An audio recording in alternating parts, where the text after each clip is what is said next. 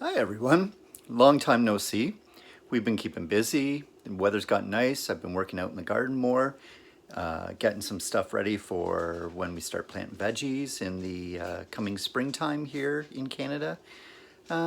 We have been doing quite a bit of cooking, but most of it's been pretty normal and I haven't really been doing anything fancy that I wanted to film and put on video. But today I'm going to make creme brulee, classic French custard dessert. Many of you are familiar with it, and maybe you're intimidated by it and you think it's hard to make. Well, truth is, it really isn't. You do need a couple of simple ingredients, egg yolks, and again, you can separate out the whites and use them for other things like meringues, etc. You need some heavy whipping cream, and a vanilla bean pod is great, although you can use vanilla extract, and some regular granulated sugar, and that's about it. And we're going to show you how to do that. Now this is really hard to do and film at the same time, and I don't have my lovely assistant Carrie here at the moment, but what I've got is a Madagascar bourbon vanilla bean pod, the actual whole bean, and what I've done is I've taken this sharp knife and I've just gently serrated it right down the middle. You try to cut through the outer skin or layer, but not right through the entire thing. And then we've taken this butter knife that's nice and smooth, and we put it in here and we smooth out through the entire pod, and we get this dark, delicious, rich vanilla bean seeds. And what we're gonna do is we're just gonna add them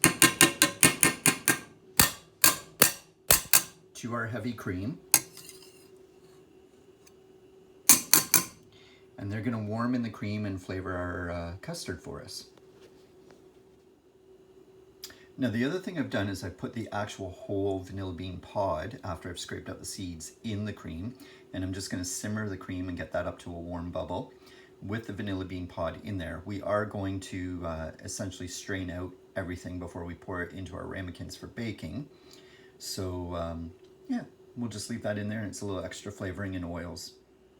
Now the recipe I'm using today is actually from the Get Cracking Egg website, which I think is kind of ironic because I have a billion eggs in the house right now.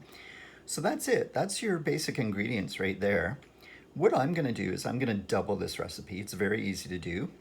Double or half a recipe depending on how many people you're cooking for. This makes 4 creme brulee. I'm going to actually make 8 because I have quite a bit of eggs in the house, and I'm going to share these with some family and friends, drop them on the doorstep. Socially distancing, of course. And also, I really like creme brulee, so I might eat a couple in the next few days. Okay, so I've separated out 8 egg yolks because we are doubling this recipe. So I've got 3 cups of whipping cream warming on the stovetop with the vanilla bean pod, 8 egg yolks in a stainless steel bowl. I'm going to add a half cup of sugar to that.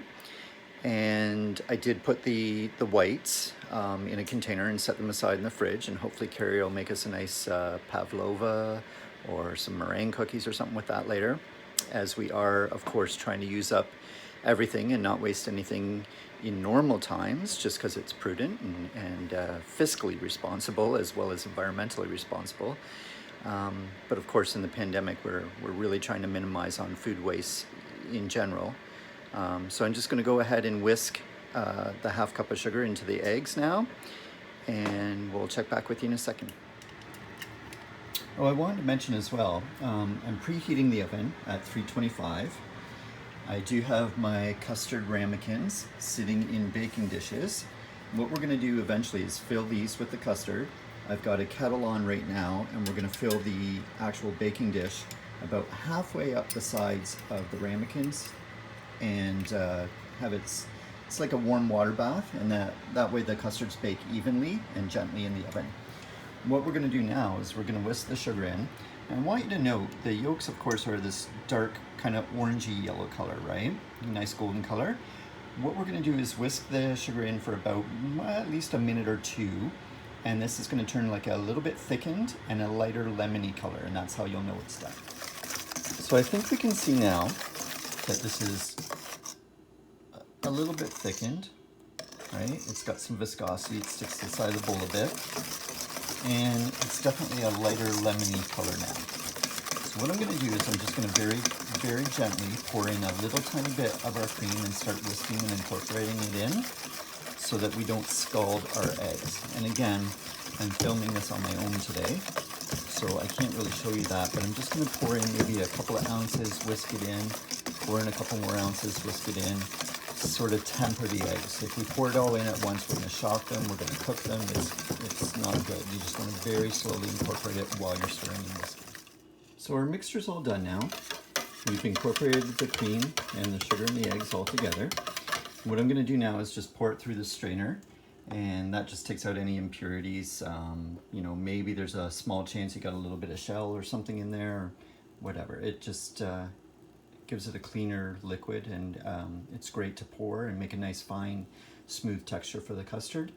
And then we'll just pour from the measuring cup into our ramekins and fill them with the water bath. All right, so I've poured our mixture into our ramekins, and I'd actually only made 7 of them kind of sort of full. I thought the recipe was going to make 8, but maybe my ramekins are a little bit bigger than the recipe actually called for. Not a big deal.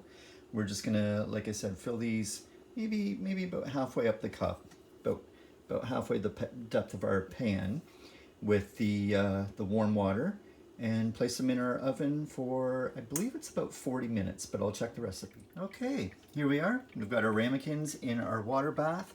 We're gonna very carefully and gently place them in our oven, careful not to splash or get the water in the custard or the custard in the water. And the recipe did say 20 to 25 minutes for shallow ramekins and 30 to 35 for deeper ones. And I'm gonna say that these are definitely a deeper style of ramekin. So I'm gonna aim for at least 30 minutes here. I'll put a timer on, check them, and if they need a couple more minutes, that's fine. You know, everybody's oven's a bit different. With custards, you wanna just kind of cook them until they're set. They're gonna be firm, but kind of jiggly and wiggly. And then we're gonna let them cool on the counter for a bit, and then we're gonna let them cool in the fridge for a couple of hours, and they will firm up even more. So our creme brulee is in the oven now, like I said, for probably about 30 or 35 minutes, but we'll check it when the timer goes off. And that's really how easy something like creme brulee can be. For those of you that don't cook often, sometimes things like a creme brulee can seem a little fancy, maybe even a little intimidating. Don't be intimidated. If you don't have a lot of experience cooking, just follow recipes, try to get all your ingredients assembled beforehand, be prepared, and practice. I mean, the first time you do anything in life, is it really going to be amazing? Maybe. But the more you practice, the better you get at it. And besides, there's nothing wrong with eating some extra creme brulee. Yeah, enjoy dessert, people. Life is short. You never know. A pandemic might hit at any time. Okay, and there's our custards. We've had them out of the water bath, just sitting on the stovetop now for, honestly, probably about a half an hour. So they're warm still, but they're cool to the touch. You can pick them up, and I'm gonna put them in the fridge now. Make sure you let them cool thoroughly, like maybe at least a half an hour to an hour in the fridge before you saran wrap them. Otherwise, they'll just get all wet and condensated inside, and you don't want that. All right, we've got our completely cool creme brulee now out of the fridge. Put like a little bit of sprinkling, maybe a teaspoon or 2 of sugar on the top, just kind of spread it around. If you had one of those little brulee torches, this is a great way to caramelize the sugar and melt it, but we don't, so we're just gonna put it in the top rack of our oven and under the broiler. Watch it carefully. You want it to melt and bubble and brown and form like a little crust. Now the other thing we have here tonight is a Vidal ice wine. So Vidal is a great variety, and ice wine is a truly Canadian treat. This one happens to be from a winery called Coyotes Run. It's kind of a smaller Niagara producer. Ice wine, for those of you not familiar with it, it's a very sweet wine. It's picked literally in the dead of winter. It has to be 3 nights, I believe, of minus 10 degrees or colder in order for the grapes to be frozen. And what happens is there's so much moisture drawn out of the grapes because they're left on the vines all fall and early winter that the sugars are highly concentrated in what little liquid is left in the grape. Creates an absolutely wonderful, sweet, delicious dessert wine. You sip an ounce or two at a time as an aperitif or a dessert pairing, and this is one of the true spectacles of Canadian winemaking. It's just unique, and there's not many things like it in the world.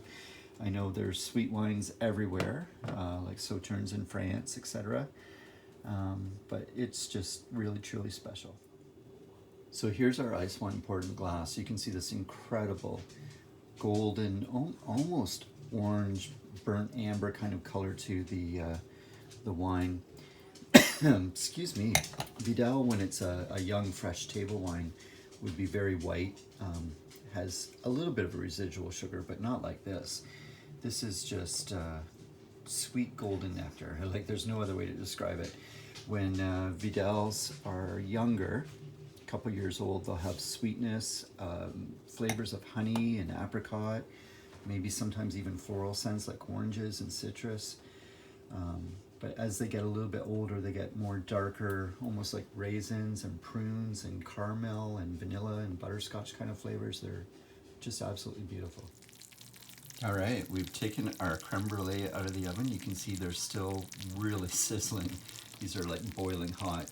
Now the brulee, or the caramelizing and melting of the sugar on the top, it's not super even and really controlled under the broiler. That's why the little propane torches are great. But like most things in this world right now, we're making do with the best that we have. Listen, if the biggest problem you have tonight is that your sugar on your creme brulee is not evenly or smoothly or uniformly bruleed, then I would say you're doing this pandemic pretty okay, my friends. Stay safe. All right, so I've just let our creme brulee cool down a little bit here because it was boiling. And one of the real nice things with brulee is that hard shell that we've created with the bruleed sugar, and you crack through it to get to the soft custard below. Does that look okay? All right. So it is, of course, like a couple hours later, so I've changed my shirt, I've had a shower, etc., etc. We had dinner, made the brulees in the afternoon, and then actually just caramelized the sugar and bruleed them now.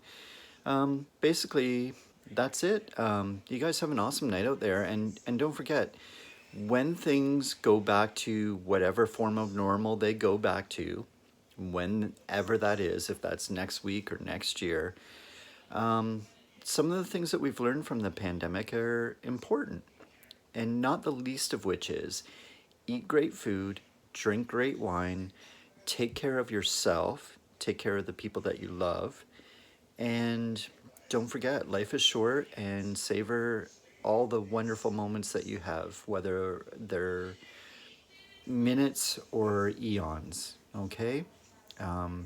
I miss everybody that I normally talk to on a daily basis, and I hope to see all of you soon. And everybody stay safe and love your family and your friends, pet your pets, and have a great night.